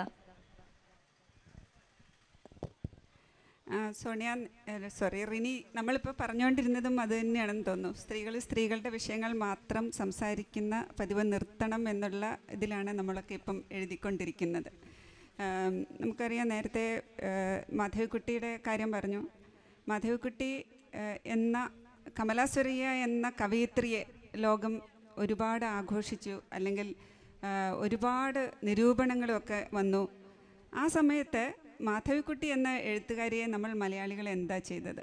അവരുടെ വ്യക്തിപരമായ അല്ലെങ്കിൽ പേഴ്സണലായ കുറച്ച് കാര്യങ്ങളിലൂടെ കടന്നുപോയിക്കൊണ്ട് ആ മാധവിക്കുട്ടിയുടെ എഴുത്തിൻ്റെ സൗകുമാര്യത്തെ നിരൂപണം ചെയ്യാനോ, അല്ലെങ്കിൽ നമ്മുടെ MT അല്ലെങ്കിൽ ആ കാലത്തുണ്ടായിരുന്ന എഴുത്തുകാരന്മാർ നിരൂപണം ചെയ്യപ്പെട്ടതുപോലെ അല്ലെങ്കിൽ ആഘോഷിക്കപ്പെട്ടതുപോലെ അവരുടെ എഴുത്തുകൾ ആഘോഷിക്കപ്പെട്ടിട്ടില്ല. അവരുടെ ജീവിതമാണ് ആഘോഷിക്കപ്പെട്ടത്. അതാണ് എനിക്ക് തോന്നുന്നു നമ്മുടെ മലയാളികളുടെ ഒരു പ്രശ്നം എന്ന് പറയുന്നത്. ഇപ്പം നമുക്കറിയാം, നമ്മുടെ പ്രിയപ്പെട്ട MT മരിച്ചു കഴിഞ്ഞപ്പോഴും MTയുടെ പേഴ്സണൽ ജീവിതം ഒരു 10-50 വർഷം മുമ്പുള്ള ജീവിതമാണ് ഇപ്പോൾ ആഘോഷിക്കുന്നത്. നമ്മൾ MTയുടെ എഴുത്തുകളെല്ലാം പാടെ വിസ്മരിച്ചുകൊണ്ട്, അല്ലെങ്കിൽ അങ്ങനെയുള്ള ഒരു അവസ്ഥയിലേക്ക് എന്തുകൊണ്ട് മലയാളികൾ കടന്നു പോകുന്നു എന്ന് ചോദിച്ചാൽ, പലപ്പോഴും പെണ്ണെഴുതുമ്പോഴും ഇത് തന്നെയാണ് സംഭവിക്കുന്നത്. ഇപ്പോൾ ഒരു എഴുത്തുകാരൻ ൻ്റെ ആത്മകഥ വന്നാൽ അതൊരു സമൂഹത്തിൻ്റെ ആത്മകഥയായി മാറുന്നു. അവിടെ ഞാൻ അല്ല, അവിടെ എനിക്ക് ചുറ്റുമുള്ള ലോകമാണ് അദ്ദേഹത്തിൻ്റെ ആത്മകഥയിൽ കാണുന്നത്. പക്ഷേ എഴുത്തുകാരിയുടെ ആത്മകഥയിൽ എപ്പോഴും അവളുടെ ദുഃഖങ്ങൾ, അവളുടെ പ്രയാസങ്ങൾ മാത്രം കാണാൻ വേണ്ടി ആഗ്രഹിക്കുന്ന ഒരു സമൂഹമുള്ളത് കൊണ്ട് അങ്ങനെ എഴുതാൻ സ്ത്രീകൾ നിർബന്ധിതരായി പോകുന്ന ഒരു അവസ്ഥയുണ്ട്. പക്ഷേ എനിക്ക് തോന്നുന്നു, ഇപ്പോൾ ഒരു നൂറ്റാണ്ട് മുമ്പ് 1911 നമ്മുടെയൊക്കെ മുത്തശ്ശി, എഴുത്തുകാരികളുടെ മുത്തശ്ശി ആയിട്ടുള്ള സരസ്വതി ബായി തലച്ചോറില്ലാത്ത സ്ത്രീകൾ എന്ന ചെറുകഥയിലൂടെ തുടക്കം കുറിച്ച ഒരു കഥാലോകത്തിലാണ് ഇതിൻ്റെ ഒരു നൂറ്റാണ്ട് കഴിഞ്ഞ് നമ്മളിവിടെ ഇരിക്കുമ്പോഴും നമ്മൾ തലച്ചോറില്ലാത്ത സ്ത്രീകളാണെന്ന് സമൂഹം പറയുന്നുണ്ടെങ്കിൽ അത് തിരുത്തി കുറിക്കേണ്ടത് നമ്മളുടെ മാത്രം ഉത്തരവാദിത്തമാണ്. അതിനുവേണ്ടിയാണ് എനിക്ക് തോന്നുന്നു ഇപ്പോൾ പുതുതലമുറയിലെ ഇതിനു മുമ്പ് നമ്മുടെ സറ ജോസഫും KR മീരയും അടക്കമുള്ളവർ, അല്ലെങ്കിൽ അതിനു മുമ്പ് ലളിതാംബിക അന്തർജനത്തെ പോലെയുള്ളവരൊക്കെ പകർന്നു തന്ന ആ ദീപശിഖ തുടർന്ന് കൊണ്ടുപോയി ഞങ്ങൾക്ക് മാത്രമായിട്ടൊരു സാഹിത്യം വേണ്ട, ഞങ്ങൾ പെണ്ണെഴുതുന്നത് എന്നതിനപ്പുറത്തേക്ക് ലോകത്തെ നിങ്ങളെല്ലാം കാണുന്ന പോലെ തന്നെ കണ്ട് ഞങ്ങൾ എഴുതുന്നു. എഴുത്തിലൂടെ തന്നെയാണ് ആ പ്രതിരോധം നമുക്ക് സാധിക്കുകയുള്ളൂ എന്നാണ് എൻ്റെ. ഇപ്പം നമുക്കറിയാം, ലോക സാഹിത്യത്തിലാണെങ്കിൽ ഹാൻഗാങ്ങിനെ പോലെയുള്ളവരൊക്കെ നൊബേൽ പ്രൈസ് അടക്കം നേടിക്കൊണ്ടിരിക്കുമ്പോഴാണ് നമ്മളിപ്പോഴും പെണ്ണെഴുതുമ്പോൾ എന്തെഴുതണം എന്നുള്ള ഒരു ആകുലത നമ്മൾ കൊണ്ടു നടക്കുന്നുണ്ടെങ്കിൽ അത് നമ്മൾ ഇനിയും ഒരുപാട് മുന്നോട്ട് പോകേണ്ടിയിരിക്കുന്നു എന്നതിൻ്റെ ഒരു തെളിവായിട്ട് എനിക്ക് തോന്നുന്നു. എന്തായാലും എനിക്ക് തോന്നുന്നു അതിൽ എഴുത്തിനപ്പുറത്തേക്ക് സജീവമായിട്ട് ഇടപെടുന്ന ഒരാളാണ് ഹണി. സാമൂഹിക മാധ്യമങ്ങളിലൂടെയൊക്കെ വളരെ ചുരുക്കി അത്തരം ഇടപെടലുകൾ നടത്തുമ്പോൾ ഒരു സ്ത്രീ അനുഭവിക്കുന്ന ബുദ്ധിമുട്ടുകളൊന്ന്. പിന്നെ അതിനിടയിൽ സംഘാടകരോടാണ്, നിങ്ങൾ ക്ഷമിക്കണം, കാരണം ഇത്രയും വലിയൊരു വിഷയം, നമ്മൾ 4 സ്ത്രീകളുമുണ്ട്. അപ്പം ഞാൻ എന്തായാലും ഈ സ്വാതന്ത്ര്യം എടുക്കുകയും ഇതിൻ്റെ അതിരുകൾ ഭേദിച്ചുകൊണ്ട് ഒരു 10 മിനിറ്റ് ഞാൻ അധികം എടുക്കാം എന്ന് തന്നെയാണ് കരുതുന്നത്. വളരെയധികം ബുദ്ധിമുട്ടുണ്ടെങ്കിൽ നിങ്ങൾ എന്നോട് അറിയിക്കണം എന്നാണ് എനിക്ക് പറയാനുള്ളത്. ഹണി ഒന്ന് അതിനെക്കുറിച്ചൊന്ന് പറയാം. എനിക്ക് തോന്നുന്നു ഈ കൂട്ടത്തിൽ ഏറ്റവും കൂടുതൽ സൈബർ അറ്റാക്ക് നേരിട്ടിട്ടുള്ള ഒരാൾ ഞാനായിരിക്കും. തീർച്ചയായിട്ടും ഈ സമൂഹത്തിൻ്റെ ഭാഗത്തു നിന്നുള്ള ആക്രമണങ്ങളെ ഫേസ് ചെയ്യുക എന്ന് പറയുന്നത് അത്ര സുഖമുള്ള ഏർപ്പാടൊന്നുമല്ല.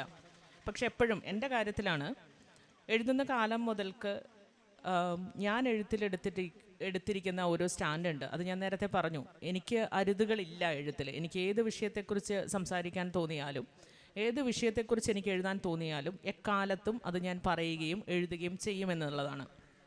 അപ്പോൾ ഈ തിരിച്ചറിവോടുകൂടെ തന്നെയാണ് ഞാൻ സോഷ്യൽ മീഡിയയിലായാലും പുറത്ത് ആയാലും ഞാൻ എൻ്റെ എഴുത്തിനെ, എൻ്റെ വാക്കുകളെ സമീപിക്കുന്നത് ഇതേ രീതിയിലാണ്. ഒരുപാട് തിരിച്ചടികൾ നേരിടാറുണ്ട്. തീർച്ചയായിട്ടും സോഷ്യൽ മീഡിയയൊക്കെ ഞാൻ കൈകാര്യം ചെയ്ത് തുടങ്ങിയ ഒരു കാലത്ത് എനിക്കൊപ്പമൊക്കെ ഉണ്ടായിരുന്ന, തുറന്നെഴുത്തുകൾ നടത്തിയിരുന്ന, അല്ലെങ്കിൽ പുരുഷന്മാരുടെ ഭാഗത്തു നിന്ന് ഉണ്ടാവുന്ന സൈബർ അറ്റാക്കുകളെ വളരെ ആർജവത്തോടെ നേരിട്ടിരുന്ന സ്ത്രീകളെയൊന്നും പലരെയും ഇപ്പോൾ കാണാനില്ല എന്നുള്ളതാണ്. സ്ലട്ട് ഷേമിംഗ് ഒക്കെ നടത്തി അവർക്ക് ജീവിതത്തിലും പുറത്തും സമൂഹത്തും ജോലിയിലുമൊക്കെ പല വിധത്തിലുള്ള ബുദ്ധിമുട്ടുകൾ ഉണ്ടാക്കി അവർ ഇത്തരം സ്പേസുകളിൽ നിന്ന് മാറിപ്പോയിട്ടുള്ളതാണ്. ഗൾഫിൽ ജീവിക്കുന്ന ഒരാൾക്ക് ഇത്തരം ആളുകളുടെ ഇത്തരം അറ്റാക്കുകൾ ഉണ്ടാക്കുന്ന ബുദ്ധിമുട്ടുകളും വളരെ കൂടുതലാണ്. കാരണം ഞാൻ വ്യക്തിപരമായി പറഞ്ഞിട്ടുണ്ടെങ്കിൽ ഇത്തരം ഇടപെടലുകൾ നടത്തുന്നതിൻ്റെ പേരിൽ മാത്രം ജോലി സംബന്ധമായിട്ടൊക്കെ പ്രശ്നങ്ങൾ ഫേസ് ചെയ്തിട്ടുള്ള ഒരാളാണ്. ജീവിതത്തിൽ മാത്രമല്ല, എനിക്കത് ജോലിയിലും ഞാനൊക്കെ സർവൈവലിൻ്റെ ഭാഗമായിട്ട് പുറത്തേക്ക് പോയിട്ടുള്ള ഒരാളാണ്. എൻ്റെ രാഷ്ട്രീയം ഇടത് ആണ് എന്ന് പറയാൻ ഒരു മടിയുമില്ലാത്ത ഒരാളാണ് ഞാൻ. അത് പറയുമ്പോൾ കുറച്ചുകൂടെ നിവർന്നിരുന്ന് എൻ്റെ രാഷ്ട്രീയം ഇടതാണ് എന്ന് പറയുന്ന ഒരു വ്യക്തി കൂടിയാണ്. അത്തരത്തിൽ എൻ്റെ രാഷ്ട്രീയവും എൻ്റെ എഴുത്തും എന്നെ ജോലിയിൽ ഒരുപാട് എന്നെ ബുദ്ധിമുട്ടിച്ചിട്ടുണ്ട്. അപ്പോൾ പോലും അതിനെ മുറുകെ പിടിച്ചുകൊണ്ട് തന്നെ ഞാൻ മുന്നോട്ട് പോകും എന്നുള്ളതാണ്. അതുതന്നെയാണ് എൻ്റെ എഴുത്തിലെ നിലപാട്. പക്ഷേ എനിക്ക് പറയാനുള്ളത്, നമ്മൾ ഇത്തരം വിഷയങ്ങളെ പ്രതിരോധിച്ചുകൊണ്ട് തന്നെയാണ് മുൻപോട്ട് പോവേണ്ടത്. അത്തരം മനുഷ്യർക്കൊപ്പം വളരാൻ ചുറ്റുമുള്ള സമൂഹത്തിന് കൂടെ സാധിക്കട്ടെ എന്നുള്ളതാണ്. എനിക്ക് തോന്നുന്നു ജെയിൻ, ഇപ്പോൾ എന്താ പറയുക, വളരെയധികം ആളുകൾ, നമ്മുടെ യുവാക്കൾ പുറത്തേക്ക് വരുന്നുണ്ട്. അപ്പോൾ ഇവിടെ നിലനിൽക്കുന്ന ഈ സദാചാര പ്രശ്നങ്ങളും അരുതുകളുമാണോ ഇതിൻ്റെ ഒരു പ്രധാന കാരണം? അത് വളരെ നല്ലൊരു ചോദ്യമാണ്. സത്യം പറഞ്ഞാൽ അമേരിക്കയിൽ ജീവിച്ചു തുടങ്ങിയ പിന്നെയാണ് ഒരു സ്ത്രീ എന്ന നിലയിൽ സ്വാതന്ത്ര്യത്തിൻ്റെ ശുദ്ധവായുവും നീലാകാശവും ഞാൻ അനുഭവിച്ചു തുടങ്ങിയത് എന്ന് വളരെ സങ്കടത്തോടെ പറയേണ്ടി വരും. അതായത് നമ്മുടെ നാട് സ്ത്രീകൾക്ക് സന്തോഷത്തോടെ സ്വാതന്ത്ര്യത്തോടെ ഏത് സമയമൊന്നും നോക്കാതെ പുറത്തിറങ്ങി നടക്കണം എന്ന ആഗ്രഹത്തിൽ നിന്നാണ് ഞാനൊരു പ്രവാസിയായിട്ട് ഇത് പറയുന്നത്, അല്ലാതെ ഒരു പ്രിവിലേജ്ഡ് പൊസിഷനിൽ നിന്നുകൊണ്ടല്ല. റിനി ചോദിച്ച പോലെ യുവാക്കൾ പുറത്തേക്ക് വരുന്നത്, ഇത് നമ്മൾ പെണ്ണുങ്ങളുടെ സ്വാതന്ത്ര്യത്തിൽ മാത്രം നിർത്തേണ്ട ഒരു വിഷയമല്ല. നമ്മളിങ്ങനെ കളങ്ങളിലാക്കി മനുഷ്യരെ പ്രതിഷ്ഠിച്ചുകൊണ്ടിരിക്കുമ്പം ഒരു സൈഡിൽ കൂടെ ഒളിച്ച് കയറുന്ന ഒരു ശത്രുവുണ്ട്. അതിനെ നമുക്ക് വിസ്മരിക്കാൻ സാധിക്കില്ല. കാരണം അത് നിങ്ങൾക്കറിയാം, രാഷ്ട്രീയത്തിൻ്റെ ഇന്നത്തെ നമ്മൾ 21-ാം നൂറ്റാണ്ടിൽ വളരെ കൺസർവേറ്റീവ് ആയിട്ടുള്ളൊരു തിരിച്ചുപോക്കാണ് നടക്കുന്നത്. അതുകൊണ്ട് നമ്മൾ പെൺവിഷയങ്ങൾ, നമ്മൾ മെയിൻ പ്രശ്നം എന്താണെന്നുള്ള ഫോക്കസിൽ നിന്ന് പോകരുത്. അതായത് ഇന്നത്തെ യുവതലമുറ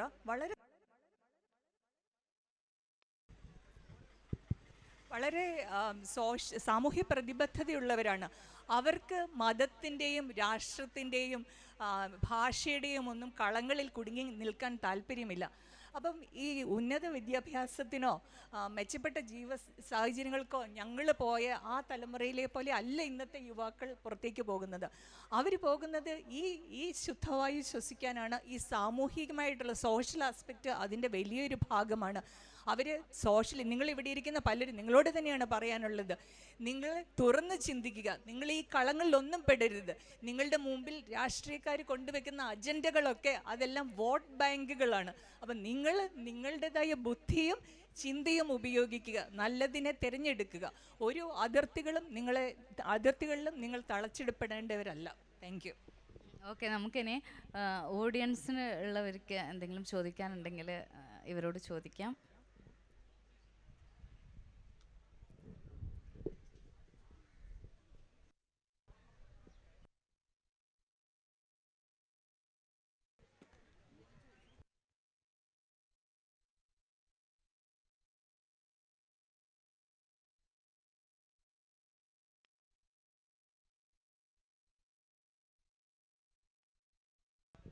ഈ സ്ത്രീപക്ഷ രചനകൾ അല്ലെങ്കിൽ സ്ത്രീ കേന്ദ്ര കഥാപാത്രമായി വരുന്ന രചനകൾ പുരുഷന്മാർക്കും സാധിക്കുന്നു തോന്നുന്നില്ലേ? അതുപോലെ തന്നെ മികച്ചതാക്കാനായിട്ട്. ഇപ്പോൾ ഉദാഹരണത്തിന് എനിക്ക് വളരെ ഇഷ്ടപ്പെട്ടൊരു നോവലാണ് എം മുകുന്ദൻ്റെ സീത എന്ന് പറയുന്നത്. അതുപോലെ തന്നെ പക്ഷേ എനിക്ക് KR മീരയുടെ മീരാ സാധുവിനോട് വലിയ താല്പര്യമില്ല. അപ്പോൾ അങ്ങനെ പുരുഷന്മാർക്ക് സാധിക്കുന്നതായിട്ട് നിങ്ങൾക്ക് തോന്നിയിട്ടില്ലേ? അതോ സ്ത്രീകൾക്ക് മാത്രം സാധിക്കൂ എന്നുള്ള രീതിയിലുള്ളൊരു അഭിപ്രായം ഉണ്ടോ?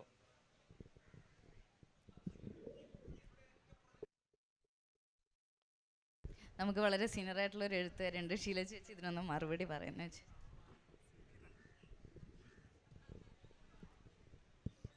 തീർച്ചയായിട്ടും പുരുഷന്മാരുടെ അടുത്തുനിന്നും സ്ത്രീപക്ഷ രചനകൾ വന്നിട്ടുമുണ്ട്. പക്ഷേ മീരാ സാധു, ഒരു വായനക്കാരന് മീരാ സാധുവിനോട് താല്പര്യമില്ലാത്തത് കൊണ്ട് KR മീരയുടെ എഴുത്ത് അവിടെ റദ്ദ് ചെയ്യപ്പെടുന്നില്ല.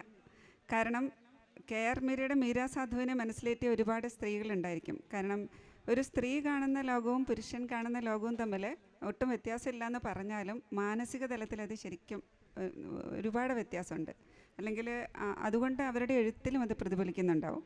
അപ്പോൾ തീർച്ചയായിട്ടും ഞാൻ പറയുന്നത് ഇനി സ്ത്രീ പക്ഷാന്നും പറയേണ്ട, സ്ത്രീകളെക്കുറിച്ചുള്ള എഴുത്തുകൾ നടത്തേണ്ടത് പുരുഷന്മാർ തന്നെയാണ്. ഞങ്ങൾ ലോകത്തെക്കുറിച്ച് സമൂഹത്തെക്കുറിച്ചുള്ള എഴുത്തുകൾ ചെയ്യാനാണ് ഞങ്ങൾക്ക് താല്പര്യം.